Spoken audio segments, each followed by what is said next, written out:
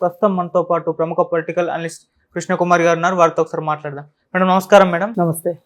Madam, CID వాళ్ళు లోకేష్ గారి అరెస్టుకు మాకు పర్మిషన్ కావాలని చెప్పేసి ఏసీబీ కోర్టులో ఒక పిటిషన్ పెట్టడం జరిగింది. మేడం, ఎందుకు ఇప్పుడు మరి సిఐడి వాళ్ళు లోకేష్ గారిని అరెస్ట్ చేయడానికి ప్రయత్నిస్తున్నారు? మరి ఏసీబీ కోర్టు ఎటువంటి తీర్పుని ఇవ్వబోతుంది ఈ అంశం మీద? అంటే రెడ్ బుక్ అని ఒకటి అది పుచ్చుకుని తిరుగుతున్నాడు లోకేష్. నేను ఈ రెడ్ బుక్లో అందరి పేర్లు రాశాను. నేను అధికారంలోకి రాగానే మీ సంగతి చూస్తాను అని చెప్పి మాట్లాడుతున్నాడు అని చెప్పి వీళ్ళు ఆయన అలా మాట్లాడకుండా చూడండి, అధికారులు మేము చాలా భయపడుతున్నాము అని చెప్పి ఏదో ఒక కోర్టుకు వెళ్ళినట్లు, కోర్టు 41 సిఆర్పిసి నోటీస్ ఇచ్చినట్టు దీని మీద అతను కోర్టుకు వెళ్తే అక్కడ స్టే వచ్చింది. అది ప్రస్తుతానికి ఉన్న సమాచారం. అయితే వీళ్ళకి స్టే ఇచ్చేటప్పుడు ఏం చెప్తారంటే, మీరు మళ్ళీ ఇలాంటి కవ్వింపు చర్యలకు పాల్పడొద్దు, మీరు అలాంటి కవ్వింపు చర్యలు కనుక పాల్పడితే కనుక మీ మీద చర్యలు తీసుకోవాల్సింది. ఇప్పుడు మిమ్మల్ని అరెస్ట్ చేయకోకుండా ఎందుకు ఆగాము, మరి మీరు ఇలాగే చేస్తూ ఉంటే కనుక ఆల్రెడీ మీకు వచ్చిన ఉపశమనాన్ని కూడా మేము రద్దు చేసే అవకాశం ఉంటుంది అని చెప్పి ఇట్లా ఉంటాయి. అలాగే ఇప్పుడు ఏదైనా హత్య కేసుకు సంబంధించి అరెస్ట్ చేసిన తర్వాత బెయిల్ వచ్చింది అనుకోండి, ఆ బెయిల్ ఇచ్చేటప్పుడు కూడా కండిషనల్ బెయిల్ అంటారు దాన్ని. దానిలో కూడా ఏమంటారంటే, మీరు సాక్షుల్ని బెదిరించకూడదు, సాక్ష్యాధారాలని రూపుమాపకూడదు, ఇలా రకరకాల ఇచ్చి ఇట్లాంటి ఏదన్నా జరిగినట్టుగా కనుక మా దృష్టికి వస్తే మేము బెయిల్ రద్దు చేస్తాము అని చెప్తా ఉంటారు. అయితే ఈ 41 సిఆర్పిసి కావచ్చు, బెయిల్ కావచ్చు, లేదు అనుకుంటే క్వాష్ కావచ్చు, ఇట్లాంటివి ఏవైనా సరే, నాట్ టు అరెస్ట్ కావచ్చు, ఇట్లాంటి ఏవైనా ఉపశమనాలు మాత్రమే, సమస్యకి పూర్తి పరిష్కారాలు కాదు. అంటే న్యాయం ఇటువైపు ఉందని కాదు, అటువైపు ఉందని కాదు. ఇది ఒక రకంగా ఒక న్యాయస్థానం కాబట్టి ఇద్దరి వైపు ఆలోచించాము అని తీసుకున్న ఒక నిర్ణయం. ఆ నిర్ణయాన్ని, కోర్టు తీసుకున్న నిర్ణయాన్ని అటువైపు వాళ్ళు ఇటువైపు వాళ్ళు ఇద్దరు గౌరవించాల్సిన అవసరం ఉంది. ఏది ఎప్పుడు? చట్టం అందరికీ సమానమైనప్పుడు, చట్టం దృష్టిలో అందరూ సమానులే అయినప్పుడు, చట్టం కొంతమందికి మరింత చుట్టమయ్యి, చట్టం కొంతమందికి మరింత దగ్గరయ్యి ఉన్నప్పుడు ఇది సహజ న్యాయ సూత్రం అవ్వదు, ఇది సహజం కాదు.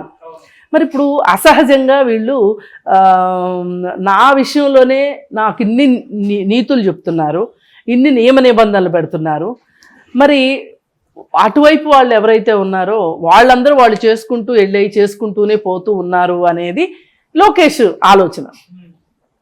ఇక్కడ లోకేష్ ఇంత గంభీరంగా కావచ్చు, లేకపోతే ఉద్రేకపూరితంగా కావచ్చు, బెదిరింపు ధోరణిలో కావచ్చు మాట్లాడటాన్ని రెండో పక్షం జీర్ణించుకోలేకపోతుంది. ఒక రకంగా వాళ్ళు ఎంతసేపు ఏమనుకుంటున్నారంటే, ప్రజల ముందు తప్పు చేసినా సరే, ఒప్పు చేసినా సరే, అధికారాలు మా చేతిలో ఉన్నాయి, మేమే ధైర్యవంతులమి, మేమే ధీమంతులమి, కాబట్టి మీరు మాకు ఓటేయండి, మేము మీకు సరైన పరిపాలన ఇస్తాము అనే ఉద్దేశంతో మీరు ఓటేయడం కావచ్చు, మేము పరాక్రమవంతులమి అంటే వీళ్ళు ప్రపంచాన్ని వెనక్కి తీసుకెళ్తున్నారు.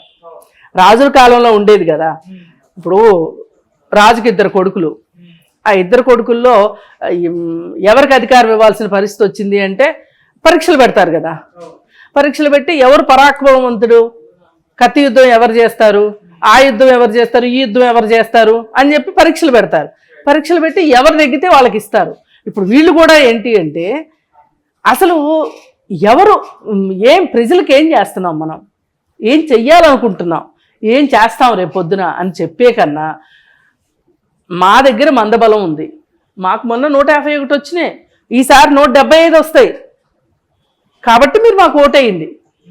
151 వచ్చి నువ్వేం చేసావురా బాబు అంటే ఏమీ లేదు అక్కడ. ఈ 5 ఏళ్లలో ఏం చేశారో అందరికీ తెలుసు.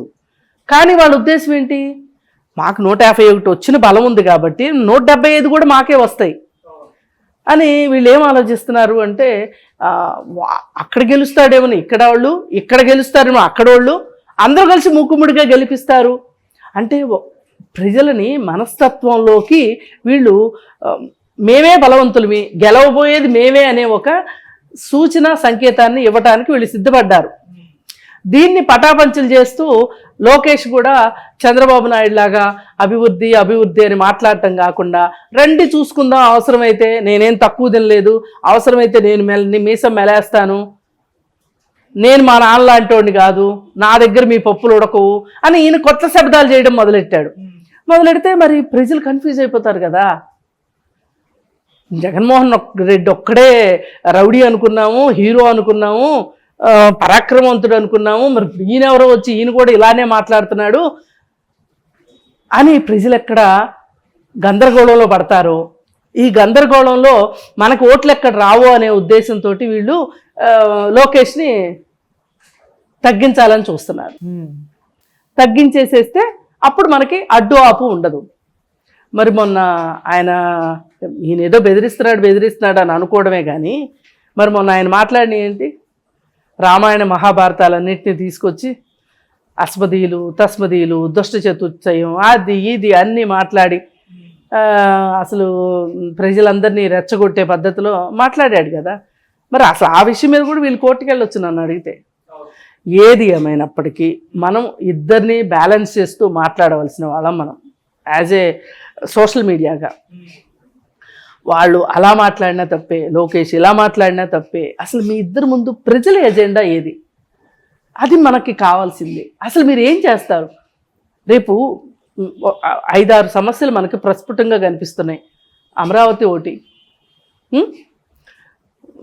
పోలవరం ఒకటి, వైజాగ్ స్టీల్ ప్లాంట్ ఒకటి, అలాగే అసలు వలస వెళ్ళిపోతున్నారు రాష్ట్రంలో ప్రజలు, అలాగే లోటు బడ్జెట్లోకి వెళ్ళిపోయింది, అప్పుల రాష్ట్రంలోకి వెళ్ళిపోయింది, విపరీతంగా జనాలు మందు తాగుతున్నారు, రేట్లు పెంచినా సరే మందు తాగుతున్నారు. ఈ రేట్లు పెంచినా మందు తాగే మందుబాబుల భార్యలు ఎన్ని కష్టాలు పడుతున్నారు, ఇప్పుడు ఆంధ్రప్రదేశ్లో కావచ్చు తెలంగాణలో కావచ్చు మందు కారణంగా చనిపోయే యూత్ ఎక్కువగా ఉన్నారు. యూత్ అంటే లెక్కేసుకోండి 18 నుంచి 45 సంవత్సరాల్లో మధ్యలో వాళ్ళని యూత్ అంటారు. ఈ వయసు వాళ్ళు ఎక్కువ మంది చచ్చిపోతున్నారు. కారణం మద్యపానం. మీరు ఒంటరి మహిళల పెన్షన్లు ఎక్కువైపోతున్నాయి 2 రాష్ట్రాల్లో. ఒంటరి మహిళలు ఎందుకు అవుతున్నారు? ఇప్పుడు ఎవరన్నా ఒకళ్ళు అక్కడొకళ్ళు రోడ్డు యాక్సిడెంట్లో చచ్చిపోవచ్చు, హార్ట్ అటాక్ వచ్చి చచ్చిపోవచ్చు, కానీ ఎక్కువ మంది లివర్ ఫెయిల్ అయ్యి చనిపోరు కదా. కరెక్ట్. లివర్ ఫెయిల్ అయ్యి ఎందుకు చచ్చిపోతారు ఎవరైనా? లివర్ సిరోసిస్లు ఎందుకు వస్తాయి? ఊపిరితిత్తుల సమస్యలు ఎందుకు వస్తాయి? కారణం మద్యపానమే. మరి ఒక పక్కన మీరు మందేమో విపరీతమైన రేట్లు పెడుతున్నారు, అమ్ముతున్నారు, ఆ మందు తాగుతున్నారు, పైగా ఆ మందు కూడా క్వాలిటీ లేదని చెప్తున్నారు, చీప్ లిక్కర్ అని చెప్తున్నారు, కొత్త కొత్త బ్రాండ్లు అని చెప్తున్నారు. మరి ఇట్లా చనిపోతున్నారు. అతని భార్యకి ఒక ఒంటరి మహిళ పెన్షన్ ఇచ్చేసి చేతులు దులిపేసుకుంటే ఆ కుటుంబం మొత్తం భద్రత వచ్చినట్టేనా? పిల్లల చదువుల సంగతి ఏంటి? మరి ఈ విధానాల్లో ఇలాంటివి మేము అడ్రస్ చేయదలుచుకున్నాం, ఇట్లాంటి వాటి గురించి మేము మాట్లాడదలుచుకున్నాం అని చెప్పాలి అధికార పక్షం. లేదు ప్రతిపక్షం కూడా ఇవి అసలు సమస్యలు, వీటిని దాటేసుకుంటానికే వాళ్ళు నోటుకొచ్చినట్టు మాట్లాడుతున్నారు, వాగాడంబరంగా మాట్లాడుతున్నారు. కాబట్టి వాళ్ళు కాదు పాలనకి అర్హులు, మేమే నిజమైన అర్హులువి అని చెప్పగలగాలి. మేము అమరావతిని త్వరితగతిన కంప్లీట్ చేస్తాం, లేదు అనుకుంటే వైజాగ్ స్టీలు ఉక్కు కర్మాగారం ప్రైవేట్ పరం చేయటాన్ని ఆపుతాం, పోలవరం ఫాస్ట్గా చేస్తాము, ఇలాంటివి చెప్పగలగాలి. పరిశ్రమలు రప్పిస్తాము. పైగా మేము ఒకప్పుడు హైదరాబాద్లో అభివృద్ధికి మేము ఎంత కష్టపడ్డామో తెలుసు. మా దగ్గర విజన్ 2020 ప్రకారం ఇవాళ హైదరాబాద్ ఎలా ఉంది, అలాగే ఆంధ్రప్రదేశ్ని కూడా మారుస్తాము. ఇవి చెప్పండి.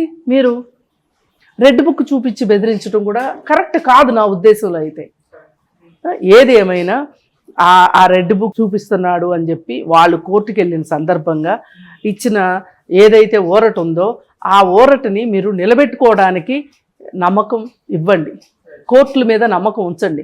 వాళ్ళకి లేదు సరే, మీకు కూడా నమ్మకం లేకపోతే ఎట్లా? ఇప్పుడు ఇద్దరు గుర్రము గాడిద ఒకే ఘాటన అయిపోతాయి కదా. మీరు చట్టాన్ని గౌరవించే మనుషులుగా మీరు ఏం చేశారు, దాని మీద వాళ్ళు అరెస్ట్ చేస్తామన్న దాని మీద కోర్టుకు వెళ్ళారు. కోర్టు మీకు అనుకూలంగా ఒక తీర్పు ఇచ్చింది, అంటే ఒక ఉపశమనాన్ని ఇచ్చినప్పుడు దాన్ని నిలబెట్టుకోవాలి. చట్టాన్ని మనం రక్షించాలి, చట్టం మనల్ని రక్షిస్తుంది. కొంతమందిని ఎక్కువగా రక్షించవచ్చు, అది వేరే విషయం. కానీ మన ప్రధాన విధి ఏంటి అంటే మనం చట్టాన్ని రక్షించాలి, చట్టానికి లోబడి ఉండాలి. Correct madam. Thank you so much. Thank you.